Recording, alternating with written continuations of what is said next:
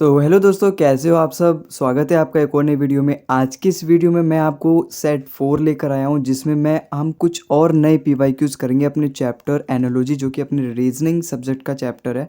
ठीक है, तो आज के इस वीडियो में मैं आपको लगभग 25 पीवाईक्यूज लेकर आया हूं, जो कि वन ऑफ द बेस्ट है और पीवाईक्यूज में पूछे गए, प्रीवियस ईयर में पूछे गए ये सारे पीवाईक्यूज। ठीक है, तो आप इस पीवाईक्यूज को देखो, सॉल्व करो और एक बार अंदाज़ा आपको मिल जाएगा कि किस तरीके से पीवाईक्यूज आते हैं। रीजनिंग हमेशा से आसान आती रही है और हमेशा से आसान आती रहेगी, क्योंकि जब तक हमें तब तक आपको रीजनिंग बिल्कुल भी हार्ड नहीं लगने वाली है ना। और ये जितने भी मैं क्वेश्चन लेकर आया हूँ सभी CGL, CHSL, CPO, MTS, Delhi police में एक एक दो दो बार आ चुके हैं और आ भी सकते हैं। ठीक है, क्योंकि हम जानते हैं या फिर आपको भी पता होगा, एनालाइज भी किया होगा या फिर प्रीवियस ईयर की बुक अगर लगाई भी होगी तो आपने देखा भी होगा कि SSC में जो प्रीवियस ईयर क्वेश्चंस होते हैं ना, वो रिपीट होते हैं। लगभग 60 to 70% जो क्वेश्चंस होते हैं रिपीट होते हैं या फिर उसी तरीके के आते हैं, डाटा चेंज करके।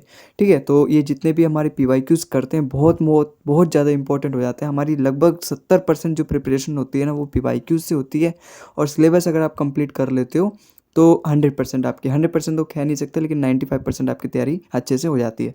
तो पीवाईक्यू बहुत बड़ा रोल प्ले करता है SSC के एग्जाम में। ठीक है, तो आगे बढ़ने से आप पहले अगर मैं आपको बता दूं, अगर आपको इस क्लास की PDF चाहिए तो आप उसको भी ले सकते हो। लिंक मैंने उसकी डिस्क्रिप्शन में दे दी है, जो कि आपको हमारी टेलीग्राम चैनल भूलू मैथ्स पर मिल जाएगी। हम इस क्लास के क्लास लेने के बाद आधे घंटे के अंदर ही इस क्लास की PDF को वहाँ पे अपलोड कर देते हैं, PDF के फॉर्म में कन्वर्ट करके।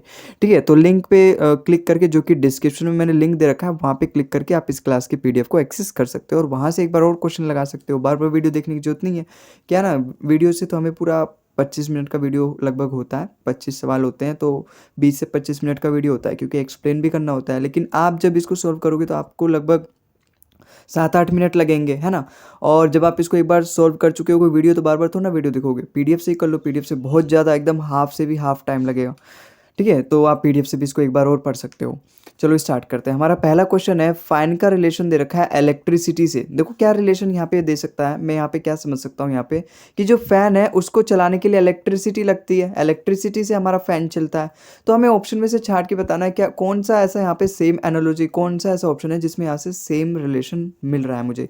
क्या कूलर जो है वो वाटर से चलता है? भाई कूलर भी तो बिजली से चलता है, वाटर से थोड़ा ना, बिना वाटर के भी तो कूलर चल सकता है। तो ऑप्शन ये तो गलत हो गया। क्या पेट्रोल और फ्यूल में कोई ऐसा रिलेशन है? नहीं। अगर यहाँ पे व्हीकल दिया रहता या फिर यहाँ व्हीकल दिया रहता, यहाँ पेट्रोल दिया रहता, तो हो सकता था वो सही। लेकिन यहाँ पे तो पेट्रोल फ्यूल दे रखा है, ऐसा कोई रिलेशन है ही नहीं दोनों में।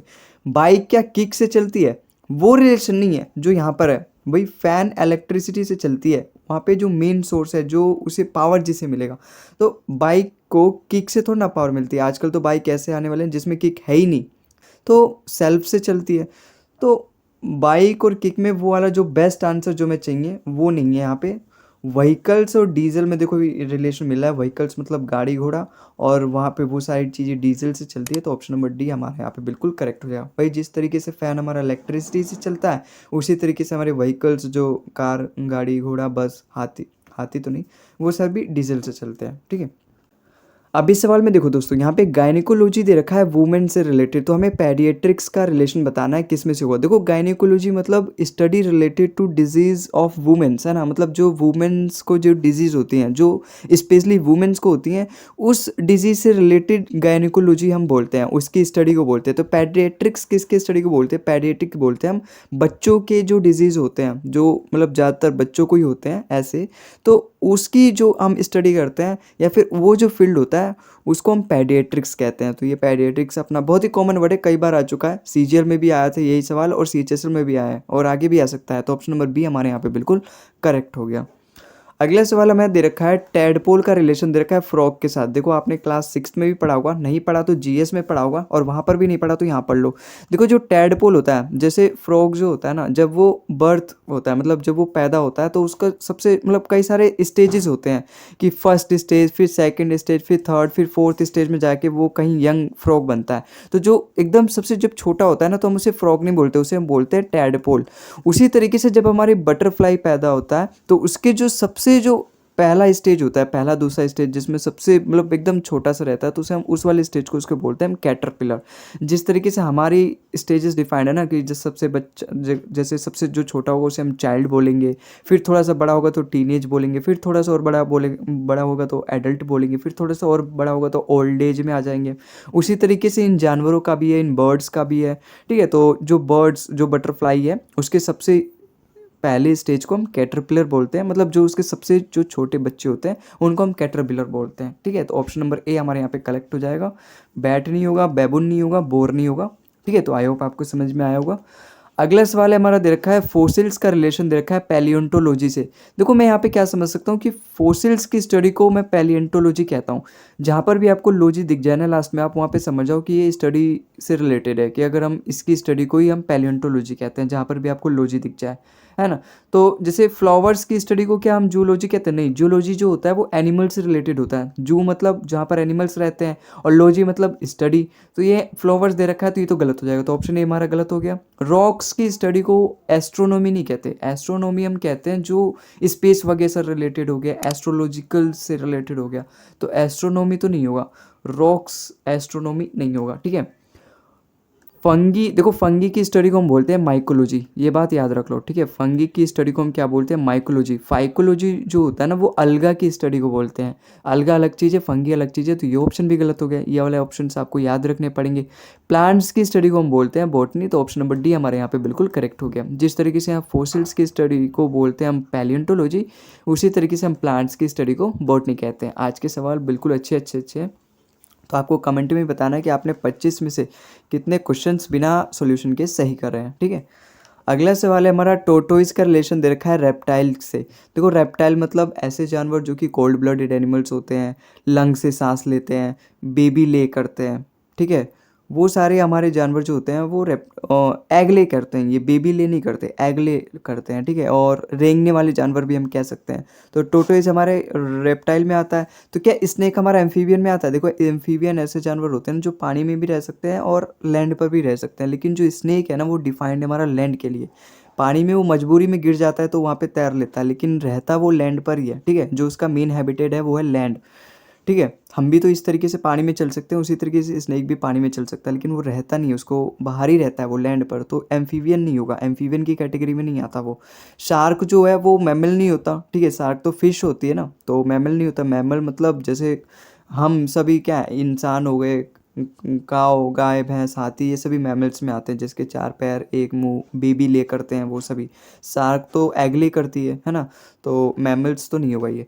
स्पाइडर हमारा रेप्टाइल नहीं होता। ठीक है, स्पाइडर तो इंसेक्ट्स में आता है, तो ये रेप्टाइल नहीं होगा।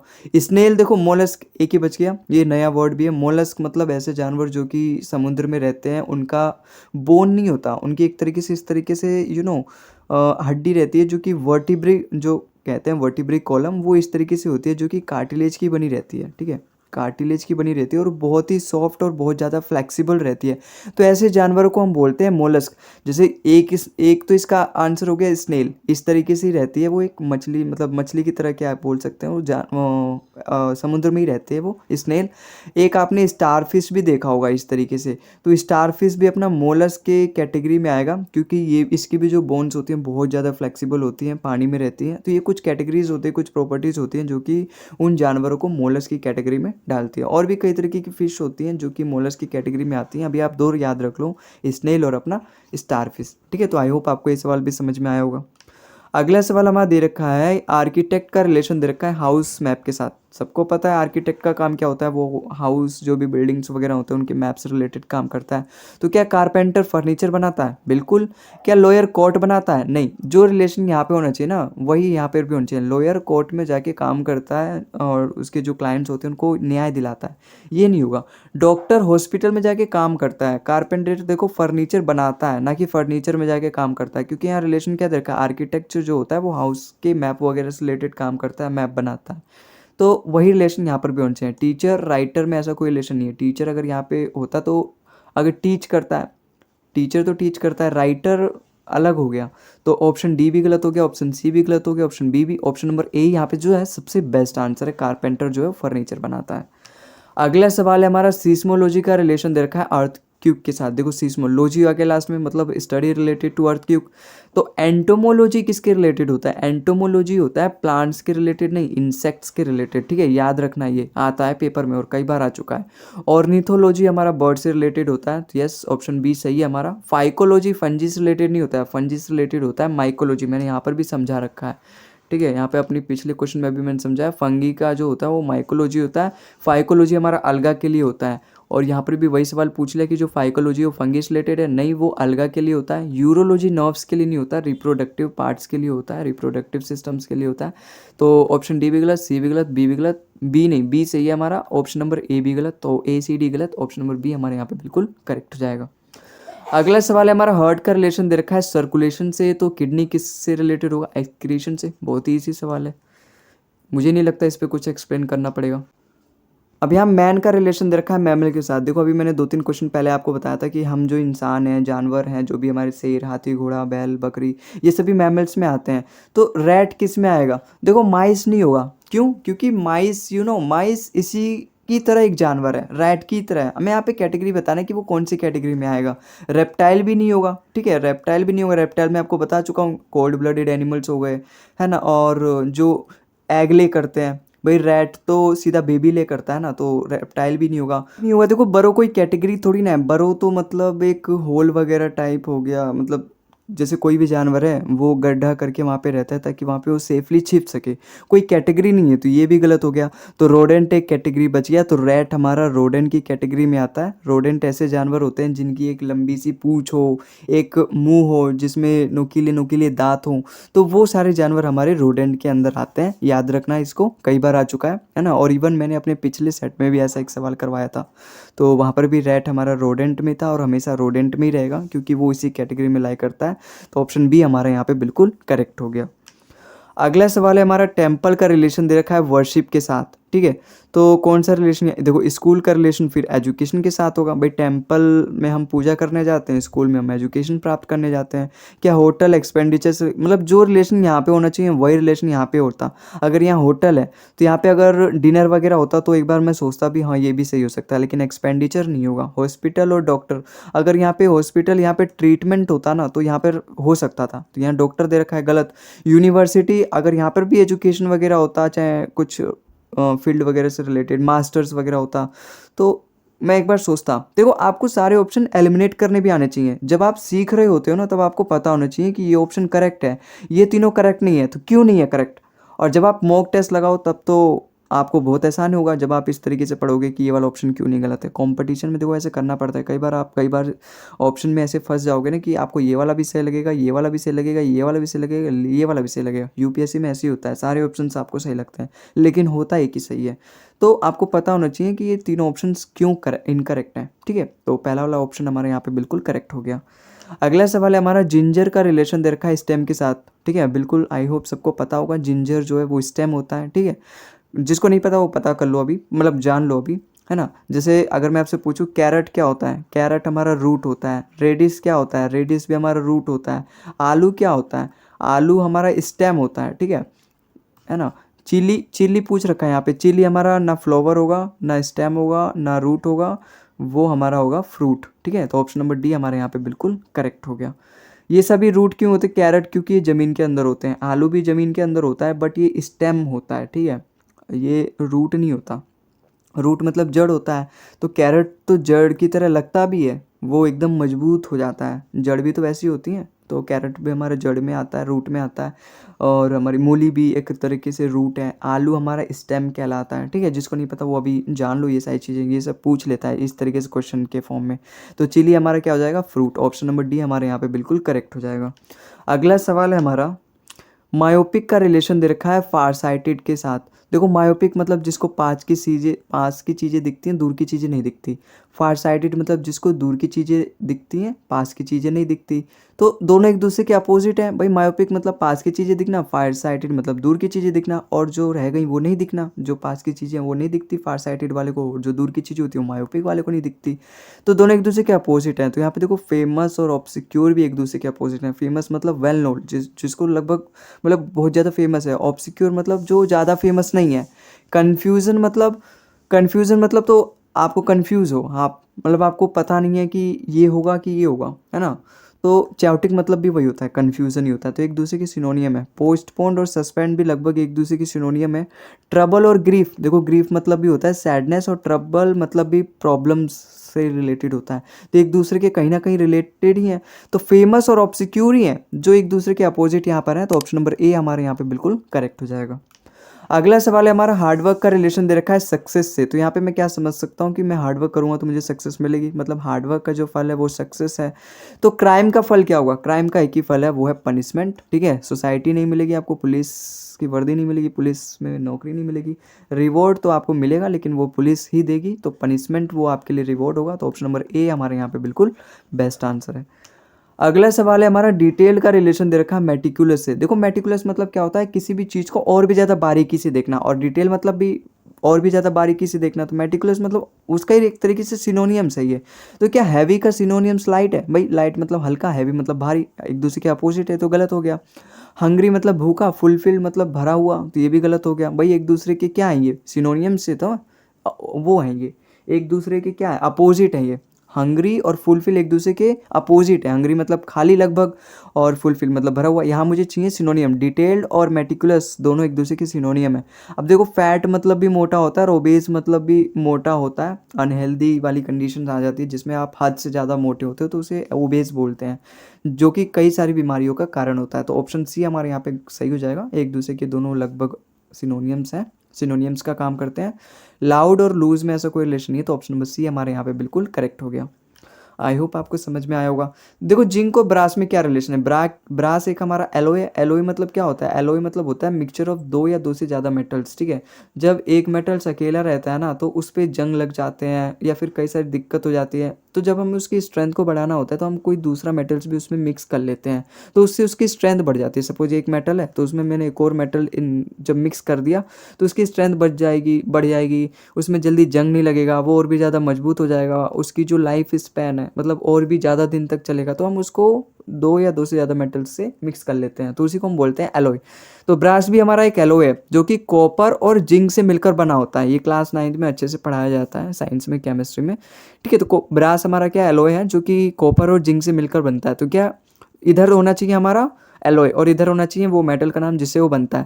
तो क्या ऑर्नामेंट, ऑर्नामेंट तो एक जनरल वर्ड हो गया ना, जो कि गोल्ड, सिल्वर, ब्रोंज सब आते हैं। तो कोई ऑर्नामेंट हमारा एलॉय नहीं है, तो ऑप्शन ए तो हमारा गलत हो गया। देखो ब्रोंज हमारा होता है, ब्रोंज आपने कई बार सुना भी है, नाम सुना भी होगा नाम इसका। ठीक है, तो ब्रोंज हमारा एक एलॉय होता है जो कि किस किस से मिलके बना होता है? कॉपर से मिलके बना होता है और टिन से मिलके बना होता है। ठीक है, कॉपर और टिन से मिलके बना होता है, तो कॉपर दे रखा है और कॉपर बिल्कुल सही है। कॉपर इस्तेमाल किया जाता है ब्रोंज को बनाने में, तो ऑप्शन नंबर बी हमारे यहाँ पे सही हो सकता है। आगे भी एक बार देख लेते। देखो मर्क्यूरी और थर्मामीटर, थर्मामीटर कोई एलॉय थोड़ी ना है। थर्मामीटर तो डिवाइस है जिससे हम टेम्परेचर नापते हैं, जिसमें मर्क्यूरी लिक्विड फॉर्म में रहती है। ठीक है, तो ऑप्शन सी तो गलत हो गया क्योंकि हमें तो एलॉय चाहिए, फिर उसका इधर कंट्रीब्यूशन वाला मेटल चाहिए। रिंग और सिल्वर में भी ऐसा कोई रिलेशन है नहीं, तो ऑप्शन डी भी गलत। एलॉय की बात नहीं कही गई यहाँ पे, तो ऑप्शन नंबर बी हमारे यहाँ पे बिल्कुल करेक्ट है। अगला सवाल है हमारा, नेफ्रोलॉजी का रिलेशन दे रखा है किडनी से। ठीक है, मतलब स्टडी अबाउट, जैसे जो किडनी है वहाँ पे भाई कई सारे नेफ्रॉन्स होते हैं, मतलब जो छोटे छोटे वहाँ पे नसें होती हैं ना, उन्हीं को हम बोलते हैं नेफ्रो, और उनकी स्टडी को नेफ्रोलॉजी। मतलब नेफ्रोलॉजी कहीं ना कहीं किडनी से रिलेटेड है। तो कार्डियोलॉजी लीवर से रिलेटेड है? नहीं। क्या पैथोलॉजी टिश्यू से रिलेटेड है? नहीं, पैथोलॉजी भी हमारे टिश्यू। क्या जूलॉजी प्लांट से रिलेटेड है? नहीं, जूलॉजी तो एनिमल से रिलेटेड है। लेकिन आपको पता भी होगा, कई बार आपने ऑप्टिकल्स के जो दुकान होते हैं, शॉप वगैरह, वहाँ पे भी देखा होगा, या फिर आई डॉक्टर्स के शॉप पर भी देखा होगा, ना क्लिनिक पर भी ऑप्थेल्मोलॉजी वहाँ पे लिखा हुआ देखा होगा। तो ऑप्थेल्मोलॉजी होता है स्टडी रिलेटेड टू आइज, इसको याद रखना, इंपॉर्टेंट एनोलॉजी है। ठीक है, तो ऑप्शन नंबर बी हमारे यहाँ पे बिल्कुल करेक्ट हो जाएगा। अगला सवाल है हमारा, ईयर का रिलेशन दे रखा है जून के साथ। देखो one of the easiest analogy है ईयर। ईयर मतलब साल, और साल में एक महीना जून होता है। तो देखो हफ्ता, वीक, वीक में एक दिन हमारा थर्सडे होता है, यस होता है। ठीक है, या फिर हम कह सकते हैं June is a part of year, तो Thursday is a part of week, yes. क्या month is a part of April? नहीं, ये दोनों तो एक दूसरे की एक तरीके से कैटेगरी है भाई। मंथ अपना अप्रैल होता है, कोई पार्ट नहीं है एक दूसरे का। वीक और कैलेंडर में भी ऐसा नहीं। एक ऑप्शन मिल गया हमें, ऑप्शन नंबर ए यहाँ पे सबसे बेस्ट होगा। ईयर और सेंचुरी में भी ऐसा रिलेशन नहीं है, ऑप्शन नंबर ए हमारे यहाँ पे बिल्कुल करेक्ट है। अगला सवाल हमें दे रखा है डिजीज़ का रिलेशन दे रखा है डायबिटीज़ से। भाई डायबिटीज़ एक हमारी डिजीज़ है, तो व्हीकल्स क्या होगी इसमें से? भाई डिजीज़ हमारा डायबिटीज़ दे रखा है, डायबिटीज़ मतलब डिजीज़ का एक एग्जांपल दे रखा है डायबिटीज़। तो व्हीकल्स का यहाँ पे कौन सा एग्जांपल है? ड्राइवर नहीं है, फ्यूल नहीं है, कार ऑप्शन करेक्ट हो जाएगा सी वाला। व्हीकल्स मतलब गाड़ी, ठीक है। चेसिस मतलब क्या होता है? जो कार के जो नीचे वाला पार्ट होता है, जैसे ये अपना क्या है? ये अपना कार है, ठीक है। ये अपना क्या है? ये एक अपना कार है ना? अच्छा नहीं बना, कोई नहीं, आप ऐसे ही समझ लो। ये अपना क्या है? कार है। तो कार की ये जो नीचे वाली बॉडी होती है ना, उसी को हम बोलते हैं चेसिस, है ना? ठीक है, तो आई होप आपको समझ में आया होगा। अगला सवाल है हमारा वेटर का रिलेशन दे रखा है सर्व के साथ। भाई रेस्टोरेंट में वेटर जो होते हैं वो खाना सर्व करते हैं, जो भी उनके कस्टमर्स होते हैं। तो क्या लॉयर लीगल करता है? भाई वो लीगल करता है, लेकिन एक बार आगे भी देख लेते हैं ऑप्शन में। लीगल एक्शंस करता है मतलब वो न्याय दिलाता है अपने क्लाइंट्स को, लेकिन आगे भी देख लेते हैं, क्या पता हमें इससे भी बेस्ट आंसर मिल जाए। आर्किटेक्ट फैशन करता है? नहीं, आर्किटेक्ट तो घर वगैरह का मैप वगैरह बनाता है ना। क्या इंजीनियर टेक्निकल? भाई इंजीनियर टेक्निकल वो वाला बात नहीं है जो इस वाले में है, ठीक है, वो बात यहाँ पे नहीं मिल रही मुझे, तो ऑप्शन सी गलत। क्या मैकेनिक रिपेयर करता है? Yes, it is the best answer, option number D is correct for this question. तो लॉयर और लीगल हमारा गलत हो जाएगा, ऑप्शन नंबर ए हमारे यहाँ पे बिल्कुल गलत हो गया। तो कभी भी आप दो ऑप्शन में इस तरीके से कंफ्यूज हो जाओ ना, तो आप दूसरे वाले को देखो करो, तीसरे वाले को देखो करो, क्या पता आपको तीसरा बेस्ट लगे, तो वो उसका कई बार करेक्ट होता है, ठीक है। कई बार नहीं भी होता, जब हमारी किस्मत ख़राब होती है तो हमें वो क्वेश्चन गलत जाना ही जाना है, अगर हमें उस क्वेश्चन के बारे में नहीं पता होता तो। लेकिन अगर हमें कई बार क्वेश्चन नहीं आता तब भी हम उसको सही कर सकते हैं। और वो सही कब करते हैं? देखो वही तो होता है किस्मत। लोग कहते हैं कि हमारी किस्मत ख़राब है इसलिए सिलेक्शन नहीं हुआ। भाई आपकी जो हार्डवर्क होता है ना वो 90% होता है, और 10% आपका किस्मत साथ देती है, ठीक है। और वो किस्मत तभी साथ देती है जब ये वाला पल्लू भारी हो, मतलब जैसे आपके पास 2 गिलास हैं, ठीक है, सपोज़। तो ये अपना 90% है और ये अपना 10% है। तो जब आप अपनी मेहनत से इस गिलास को भर दोगे ना, तभी इसमें से पानी निकल के इस 10% में जाएगा। तभी इसका मतलब किस्मत वाली जो आपका गिलास है वो स्टार्ट होगा फिल होना, तभी मतलब आपकी किस्मत जगेगी। तो आपको पूरी मेहनत आपको ये करना है, यहाँ पे करना है। ये चीज़ आपके हाथ में नहीं है, केवल आपके हाथ में मेहनत है, फल भी आपके हाथ में नहीं है। इवन भगवान श्री कृष्ण भी कहा है, कृष्ण जी ने भी कहा है कि आप केवल मेहनत करते रहो, फल की चिंता मत करो। तू चिंता मत कर, मैं बैठा हूँ, ठीक है, ऐसा उन्होंने कहा है। अगला सवाल है हमारा मर्चेंट का रिलेशन दे रखा है ट्रेड से, ठीक है। भाई मर्चेंट ट्रेड वगैरह करते हैं, ठीक है। तो क्या लॉयर कोर्ट ऐसा कोई रिलेशन है? साइंटिस्ट, एक्सपर्ट, डॉक्टर देखो ट्रीटमेंट करते हैं, तो ऑप्शन नंबर सी हमारे यहाँ पे गलत हो गया, वो सही हो गया। एक बार चारों ऑप्शन देख लिया करो, क्या पता तीसरा सही मिल जाए, है ना। और इंजीनियरिंग साइंस ऐसा कोई रिलेशन नहीं है। जो मर्चेंट ट्रेड करते हैं तो डॉक्टर ट्रीटमेंट करता है, ऑप्शन नंबर सी यहाँ पे बेस्ट आंसर लग रहा है। ए, बी और डी हमारे यहाँ पे गलत हो जाएगा। सनफ्लावर का रिलेशन दे रखा है येलो के साथ। भाई सनफ्लावर फ्लावर जो होता है बहुत ही अच्छा खूबसूरत फूल होता है, येलो कलर का होता है। तो ब्लड कौन से कलर का होता है? ब्लड अपना रेड कलर का होता है, ठीक है। तो ऑप्शन ए, बी और डी गलत, ऑप्शन नंबर सी हमारे यहाँ पे बिल्कुल करेक्ट हो जाएगा। अगला सवाल है हमारा चेसिस रिलेटेड टू कार। देखो अभी मैंने बताया था भाई ये जैसे अपना कार है, ठीक है। ड्राइंग मेरी बहुत ख़राब है बट इतनी तो अच्छी है कि मैं समझा सकूँ आपको। जैसे अपनी कार है, ठीक है, ये अपनी क्या है? ये अपनी कार है, ये उसके शीशे हैं जो उसके मिरर है, और यहाँ पे एक पैनोरामिक सनरूफ भी बना देते हैं, ठीक है। ये अपना पैनोरामिक सनरूफ है, तो ये अपनी कार है। कौन सी कार है ये? ऑडी, ठीक है। तो ये अपनी ऑडी कार है। तो जो ये नीचे वाला हिस्सा है ना उसका, जहाँ पे सारे उसके पुर्जे रहते हैं, जहाँ पे इंजन है ना, और साइलेंसर वगैरह उसके जो नीचे रहते हैं, और मशीन कई तरह की मशीन्स रहती हैं, है ना। तो वो सारे उसी उसी पार्ट को हम बोलते हैं चैसिस, जो कार के नीचे वाला पार्ट होता है, जहाँ पे उसके सारे उर्जे पुर्जे रहते हैं, नट बोल्ट रहते हैं। तो वो हमारा चैसिस होता है। तो इस मतलब एक तरीके से ये कार का बॉडी का काम कर रहा है ना। भाई जिस तरीके से स्केलेटन हमारी बॉडी का होता है, ठीक है, जिस तरीके से स्केलेटन हमारी बॉडी का काम करता है, ढांचा, उसी तरीके से ये चैसिस कार का काम कर रहा है। भाई चैसिस मतलब पूरा एक तरीके से कार का बेस, जो हमारा पूरा गाड़ी है वो एक तरीके से चैसिस पर ही डिपेंड है ना, उसी पे वो खड़ी है एक तरीके से।